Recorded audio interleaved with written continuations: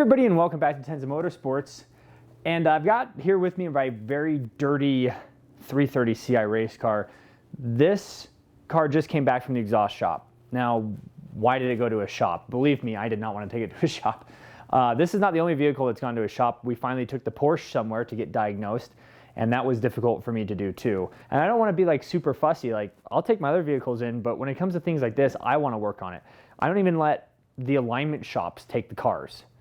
And which is going to be an upcoming video as well, because both cars need alignment after doing the C rear toe, and I'll have that linked in the description if any of you are curious about that. So this just came back from the exhaust shop for a couple reasons. One, I can't weld stainless steel. I can a little bit because, you know, stainless steel welding with a MIG with the improper gas, you can, but it can have issues. You can crack things like that.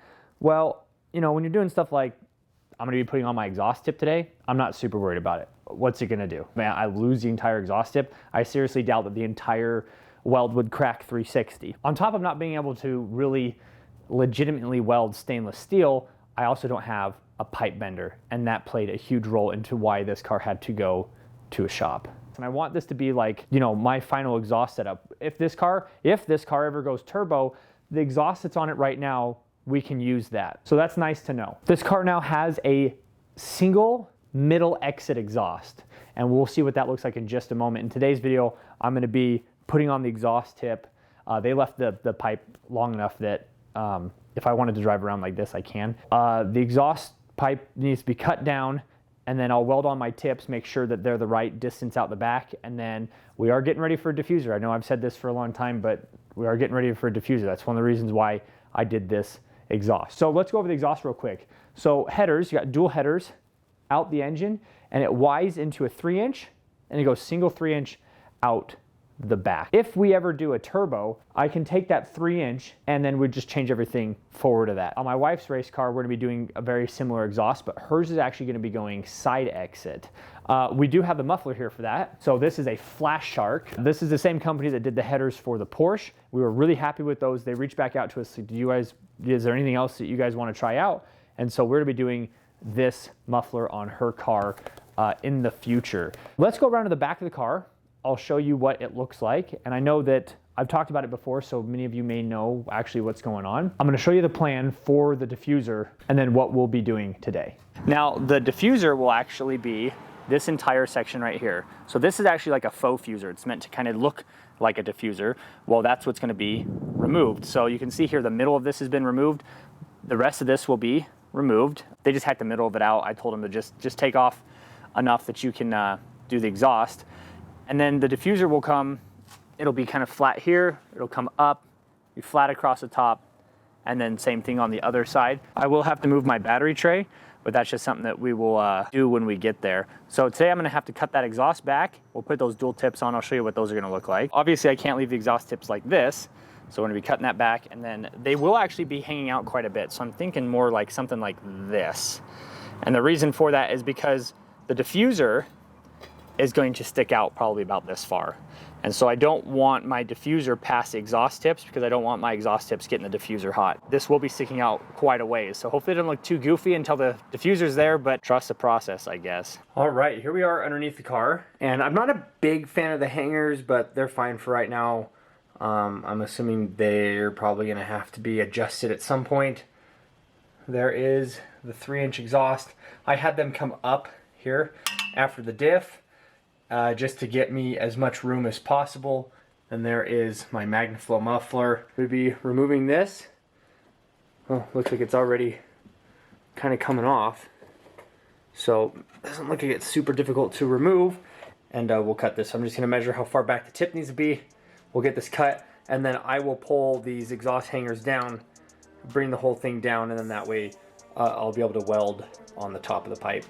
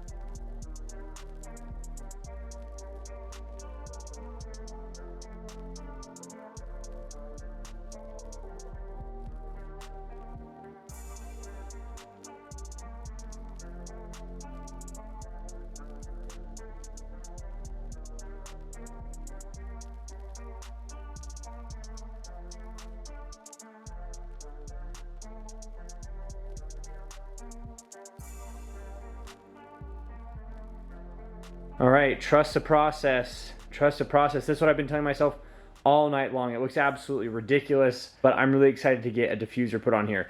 This right here, as you can see, is a piece of cardboard, and it won't be quite at that angle. It'll be more like, you know, like that. But I mocked this up in just like literally like 4 or 5 minutes. The exhaust tips are poking out, so like I said earlier, that means that the diffuser can poke out a little ways.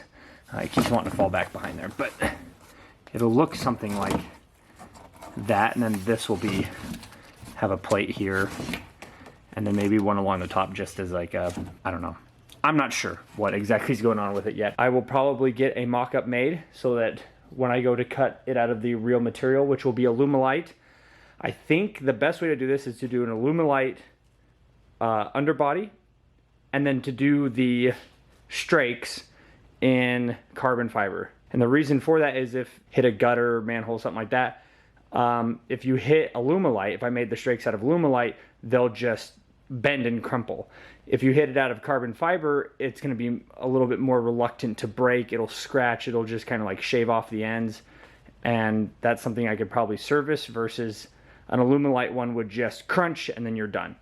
And then that's it. You'd have to make a new one. You know what's crazy about this is that I don't have anybody local that does just sheets of it, like 1/8 inch or 1/16 inch carbon fiber sheets. So I'm not sure where the heck to buy them from, and shipping on them is absolutely stupid. I've looked at a couple places and I'm not sure what I'm going to be doing. But I know somebody somewhere's got to make some, even if I have to drive a couple hours to go get it. I don't know, maybe I'll have to end up learning how to make carbon fiber myself. Where it's underneath the car, you know, if it's on a wing, I wouldn't feel comfortable doing this because it's going to be out, everybody's going to see it. But underneath there, I'll make it out of carbon fiber. I'll just hit it with some black spray paint or whatever and just throw it underneath the car. So anyways, let's take this down real quick and I'll show you just kind of what it looks like with nothing on it. Anyways, there it is. Kind of crazy. I'm going to be finishing this video off by starting it for you guys and let you guys listen to the exhaust. It is quieter than it used to be. I needed it to be quieter. I didn't necessarily want it to be, but I needed it to be quieter. Every time I would take this car out to just like do any testing or driving or you know, a shakedown, it was just getting everybody's attention, whether I wanted it or not.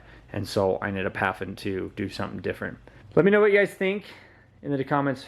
Let me know what you guys think in the comments below, and I will see you in the next video. Enjoy the exhaust noises.